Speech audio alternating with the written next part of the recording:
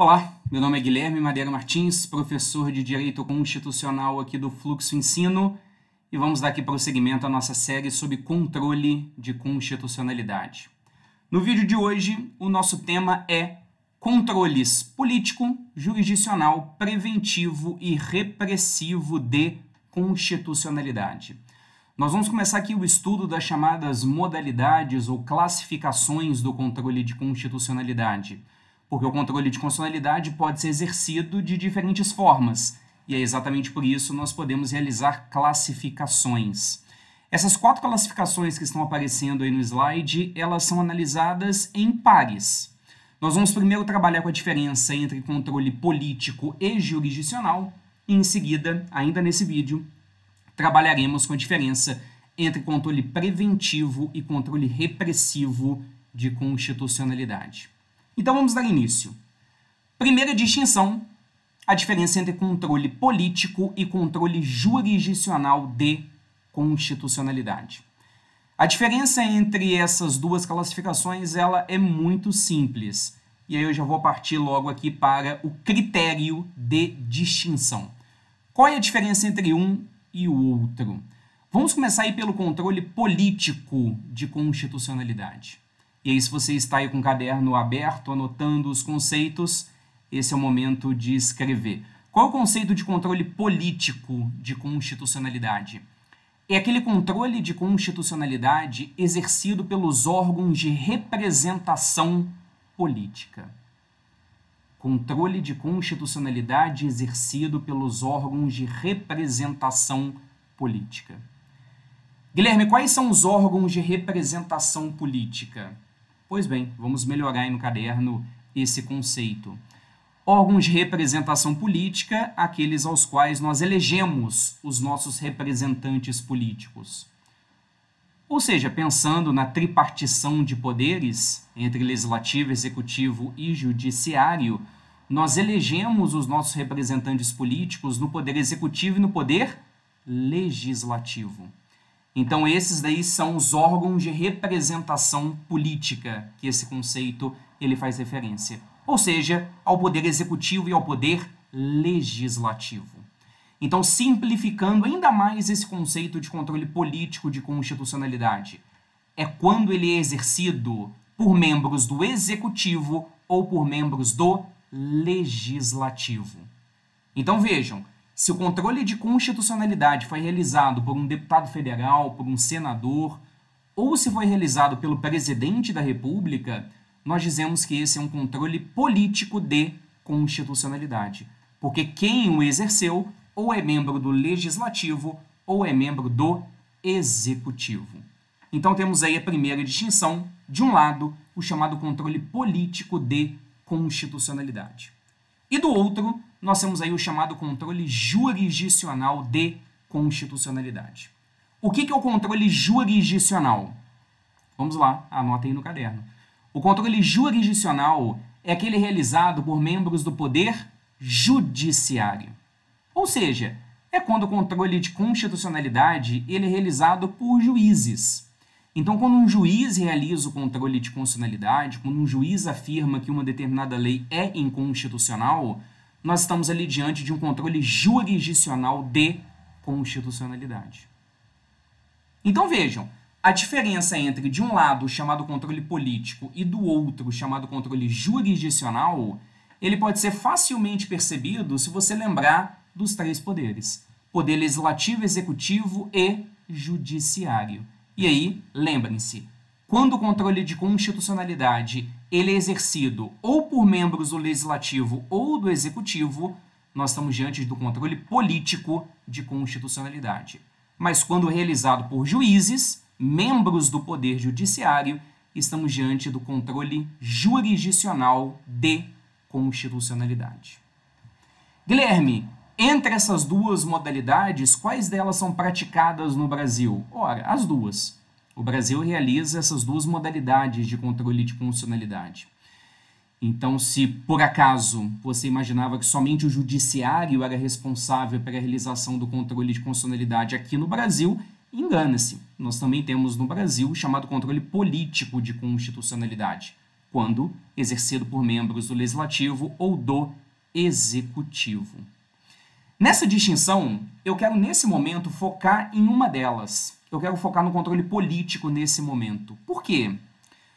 Porque o controle jurisdicional, o controle de constitucionalidade realizado por juízes, é o que será estudado por nós aqui no restante dessa série. No restante dessa série, nós vamos focar no controle jurisdicional, ou seja, quando o judiciário está ali exercendo o controle de constitucionalidade. Mas vamos aproveitar um momento para a gente comentar sobre o controle político, até porque ele será comentado aqui e não aparecerá no restante da nossa série. Então vamos aproveitar esse momento que estamos aqui falando do controle político e vamos abrir esse item aí no nosso slide. O controle político de constitucionalidade realizado no Brasil. Se você por acaso está aí assistindo esse vídeo com a dúvida, Guilherme, quando que deputados ou senadores ou presidente da República vai realizar controle de constitucionalidade? Vejamos isso aí nesse item. Quando que no Brasil nós temos a realização do controle político de constitucionalidade? Para a gente conseguir visualizar essa questão, eu vou precisar aqui voltar a uma outra temática do direito constitucional. E faremos aqui uma análise bem breve, bem resumida, exatamente para a gente conseguir responder a essa letra B aí do número 1 que aparece no slide. O tema que a gente vai ter que voltar aqui é o chamado processo legislativo. O que é o processo legislativo? É o procedimento de edições de leis no Brasil. Uma lei, para ser editada no Brasil, ela precisa obedecer a uma série de procedimentos previstos constitucionalmente.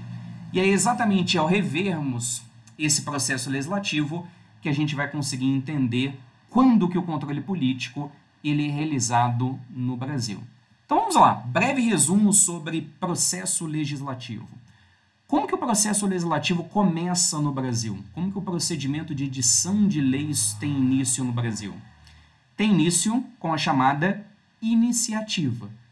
O que é iniciativa? É a apresentação do projeto de lei. Tudo começa com a apresentação do projeto de lei. Em algum momento, esse projeto de lei vai ser votado, em algum momento ele vai ser publicado no Diário Oficial da União, já na sua versão final, mas tudo tem início dessa forma, com a apresentação de um projeto de lei. Apresentado esse projeto de lei, segunda etapa do processo legislativo, nós temos a chamada deliberação. O que acontece na deliberação? A deliberação é a ocasião na quais os parlamentares eles vão debater aquele projeto de lei, eles vão tomar conhecimento daquele projeto de lei, vão discutir, vão debater aquele projeto, sobre o que ele trata, pontos positivos, pontos negativos, se há alguma mudança no texto que deve ser realizada. Então, a segunda etapa do processo legislativo é o debate entre os parlamentares. É o momento para eles conhecerem aquele projeto de lei. Em algum momento aí no nosso procedimento vai aparecer a votação. Só que antes deles votarem, eles precisam conhecer aquele projeto de lei. Pois bem, como que essa deliberação acontece? Segundo o nosso texto constitucional, ela vai acontecer em etapas. Em primeiro lugar, a deliberação passa pelas chamadas comissões temáticas. Nós temos, tanto na Câmara dos Deputados quanto no Senado Federal, uma série de comissões temáticas. E aí são comissões de temas. E aí nós temos um número de parlamentares divididos em cada uma dessas comissões temáticas. E a ideia é que um projeto de lei, quando ele é apresentado ao Congresso Nacional, ele vai ser encaminhado para a sua comissão temática respectiva. Ou seja, vai ser analisado o tema daquele projeto de lei e aí, a depender do tema, ele vai ser encaminhado para a sua comissão temática respectiva. Então, se é, por exemplo, um projeto de lei que versa sobre educação, ele vai para a comissão temática de educação. Se é um projeto de lei que versa sobre esportes, ele vai ser direcionado para a comissão temática de esportes. E aí os parlamentares se dividem entre essas comissões temáticas e aí, portanto, eles ficaram responsáveis pela análise dos projetos de lei que versam sobre o tema da comissão temática que eles integram. Então aí é a primeira etapa da deliberação dos projetos de lei. As comissões temáticas vão debater os projetos daquele tema específico. A seguir, passando pelas comissões temáticas, todo projeto de lei ele vai passar pela CCJ, que é a Comissão de Constituição e Justiça. A Comissão de Constituição e Justiça não é uma comissão temática, ela vai analisar todos os projetos de lei que passam pelo Congresso Nacional, mas ela terá aí uma análise bem específica a ser feita. Entre as funções da Comissão de Constituição e Justiça está de analisar a constitucionalidade dos projetos de lei. Ou seja, caberá aos integrantes da CCJ analisar aquele projeto de lei e compará-lo com a Constituição. Eles farão, portanto, uma análise de compatibilidade entre aquele projeto de lei e a Constituição, exatamente para saberem se aquele projeto está ou não de acordo com a Constituição. Até porque, se aquele projeto de lei não estiver de acordo com a Constituição, qual é o motivo para levar esse projeto adiante? Qual é o motivo para criar uma lei que é contrária ao texto constitucional? Então, nós temos aí, portanto, a CCJ com essa função. Ela faz, portanto, esse filtro de constitucionalidade, podemos dizer assim. Cabe à CCJ analisar, se os projetos de lei estão ou não em compatibilidade com a Constituição. Ora, vejam, se o papel da CCJ é fazer essa análise de constitucionalidade nos projetos de lei, o que a CCJ está fazendo? Ela está fazendo controle de constitucionalidade. E os membros da CCJ são deputados e senadores. Ou seja, numa hipótese como essa, nós estamos diante de um controle de constitucionalidade político. Então podemos aí marcar nesse esquema, vou colocar em amarelo a CCJ, porque nós temos aí a nossa primeira hipótese de controle político realizado no Brasil. É a análise que a CCJ realiza dos projetos de lei. Tá aí, encontramos aí a primeira hipótese de controle político de constitucionalidade realizado no Brasil. É um controle de constitucionalidade, porque está sendo analisada a compatibilidade da lei com a Constituição, e quem está realizando esse controle, quem realiza essa análise, são membros aí do Poder Legislativo. Portanto, estamos diante de um controle que é político. Mas aí, voltando aqui para o esquema do processo legislativo. Passou pela CCJ, a CCJ julgou que aquele projeto de lei é constitucional, então o processo legislativo ele continua. Próxima etapa, votação, aonde ambas as casas, Câmara dos Deputados e Senado Federal, irão votar aquele projeto de lei. Sendo aprovado, próxima etapa é a chamada sanção presidencial. Também cabe aqui ao presidente a análise quanto a esse projeto de lei. E aí o presidente, ao receber o projeto de lei aprovado pelas duas casas do Congresso Nacional, ele tem aí basicamente duas opções. Ou o presidente apresenta, em primeiro lugar, a sua sanção, que é quando ele concorda com aquele projeto de lei, ou então o presidente ele pode apresentar o seu veto, ou seja, quando o presidente não concorda com aquele projeto de lei.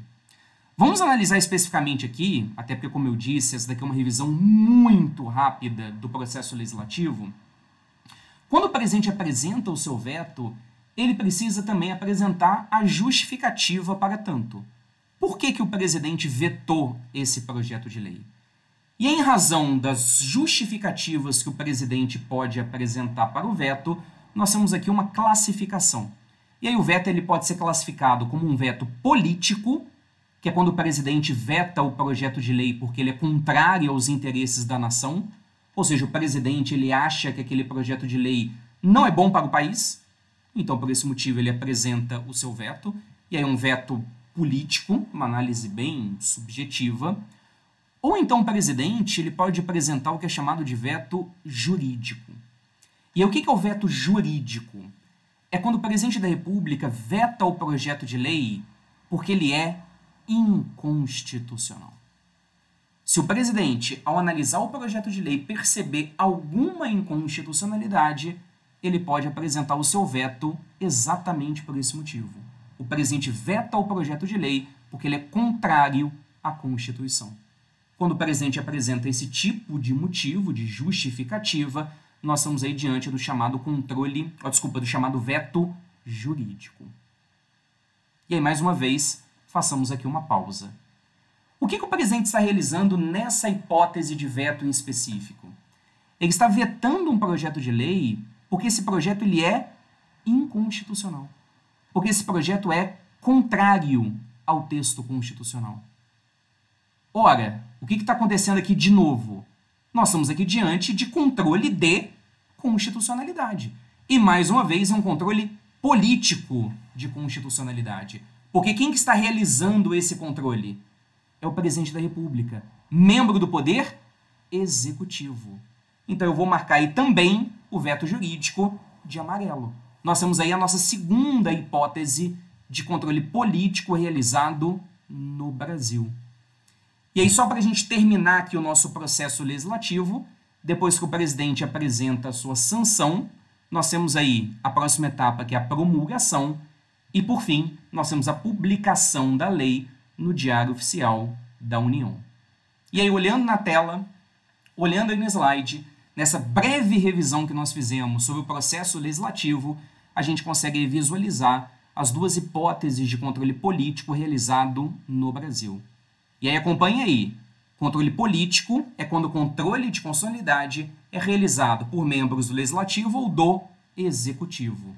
Guilherme, exemplos. Esse que vocês estão vendo aí na tela. Nós temos aí duas hipóteses. Dois exemplos, né? Primeiro, nós temos a análise da CCJ quanto à constitucionalidade dos projetos de lei e também o veto jurídico que o presidente pode apresentar quando aquele projeto é incompatível com o texto constitucional. Em ambos os casos, quem está realizando o controle ou é um membro do Legislativo ou é um membro do Executivo. Então, essas são as hipóteses do chamado controle político de constitucionalidade. Como eu comentei, não vou falar nada nesse ponto sobre o controle jurisdicional, porque ele será analisado ao longo aqui da nossa série nos próximos vídeos. Primeira classificação, portanto, trabalhada, diferença entre controle político e controle jurisdicional. Vamos aí para a segunda distinção do vídeo de hoje. A segunda distinção, já está aparecendo aí no slide, é a diferença entre o chamado controle preventivo e o controle repressivo de constitucionalidade. Essa distinção também é bem simples. Então já vamos partir aqui de uma vez para o critério de distinção. Qual é a diferença entre o controle preventivo e o controle repressivo? A diferença é a seguinte. O controle preventivo de constitucionalidade é quando ele é realizado antes da entrada da lei no ordenamento jurídico. Então, se o controle foi feito antes da lei entrar no ordenamento jurídico, nós temos o chamado controle preventivo. O nome faz todo sentido. Se temos aqui algo que é contrário à Constituição, então vamos de alguma forma barrar isso antes de que ele entre no ordenamento jurídico. Então, se o controle é feito antes da entrada da lei na ordem jurídica, nós temos o chamado controle preventivo. Já o controle repressivo é quando o controle é realizado após a entrada da lei no ordenamento jurídico. Então, se por acaso uma lei contrária à Constituição ingressou no ordenamento jurídico, então ela precisa ser eliminada, precisa ser retirada, e nesse caso estaríamos diante de um controle repressivo. Nós vamos tirar uma lei do ordenamento jurídico que nem poderia ter entrado. Então a diferença entre o controle preventivo e repressivo, reparem, é no quando. E aí eu aproveito para fazer o seguinte comentário. Volte na primeira classificação aí do slide. A diferença entre o controle político e o jurisdicional é uma diferença no quem, né? Quem está realizando o controle? Se são membros do Legislativo ou do Executivo, é um controle político. Se é um juiz, se é membro do Judiciário, então é um controle jurisdicional. Então a primeira distinção é uma distinção no quem. Quem está realizando o controle de constitucionalidade. Já a segunda distinção é uma distinção no quando. Quando que o controle está sendo realizado? Antes da lei entrar na ordem jurídica ou após a entrada da lei na ordem jurídica? Se foi antes, temos o chamado controle preventivo. Se foi depois, temos o chamado controle repressivo. E provavelmente você está na sua casa agora pensando o seguinte: essa é a distinção mais simples do direito. Não tem distinção conceitual mais simples do que essa. Preventivo antes da lei entrar na ordem jurídica, repressivo após a entrada da lei na ordem jurídica. E, de fato, conceitualmente, ela é muito simples. Mas as dificuldades podem surgir na prática. Uma coisa é entender o conceito. Outra coisa completamente diferente é aplicar esse conceito na prática. Porque tudo bem, eu posso imaginar aqui uma linha, né, onde eu marco a entrada da lei na ordem jurídica, e aí eu digo, né, olha, se ela entrou antes dessa linha, então é um controle preventivo. Agora, se eu passei essa linha, se a lei já entrou na ordem jurídica, é um controle repressivo. Mas aonde exatamente que fica essa linha? E aí, para a gente saber esse momento, a gente precisa se perguntar o seguinte: quando que uma lei entra na ordem jurídica? Não adianta saber o conceito, eu preciso conseguir aplicar isso na prática. E, para tanto, eu preciso saber quando que uma lei entra na ordem jurídica. Qual é esse momento? Porque a partir do momento que eu conheço esse momento, aí eu consigo dizer se o controle foi preventivo ou repressivo. Eu tenho que saber na prática quando que uma lei entra na ordem jurídica. E aí vamos lá, que momento é esse? Quando que uma lei entra na ordem jurídica? Ou, para a gente deixar a pergunta tecnicamente mais correta, e aí para aqueles que gostam de teoria do direito, a pergunta correta é quando que uma lei ganha validade jurídica, né? Porque validade significa o pertencimento da lei à ordem jurídica. Então, qual é o momento em que a lei ganha validade? Quando que ela entra na ordem jurídica? E para a gente responder essa questão, vamos ter que voltar aqui mais uma vez ao nosso resumo do processo legislativo.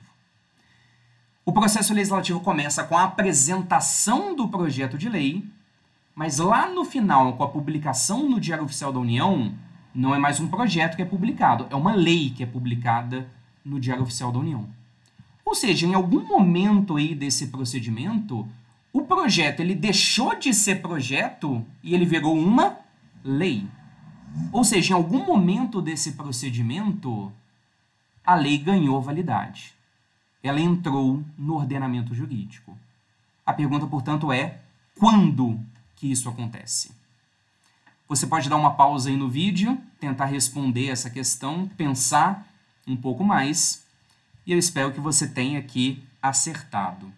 Qual é o momento em que uma lei entra no ordenamento jurídico? Resposta: é com a sanção presidencial. A sanção do presidente da República marca a entrada da lei na ordem jurídica. Então, exatamente por esse motivo, eu coloquei no nosso esquema essa linha em vermelho, exatamente para nos ajudar nessa demarcação. Porque qual é a ideia? Se o controle de constitucionalidade ele foi realizado dessa linha para cima, ou seja, não era uma lei ainda, era um projeto de lei.